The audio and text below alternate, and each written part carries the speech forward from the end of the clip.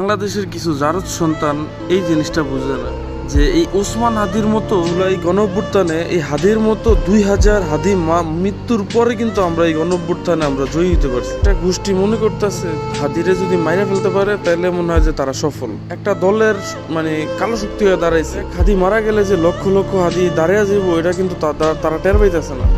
একটা হাদি যদি মারা যায় লক্ষ লক্ষ হাদি দাঁড়িয়ে যাবো।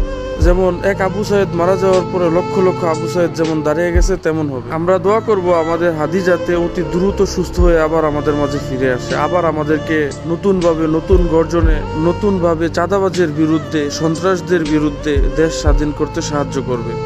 একজন হাদির কতটা জনপ্রিয়তা হলে যে রাস্তায় তাকে নির্বাচনী প্রচারণা অবস্থায় টাকা তুলে দেয়। আপনারা আমারে তো কেউ দেয় না টাকা। হাদি মানুষের মন জয় করছে। দোয়া করবেন সবাই হাদি যেন সুস্থ হয়ে আবার আমাদের মাঝে ফিরে আসে। আমরা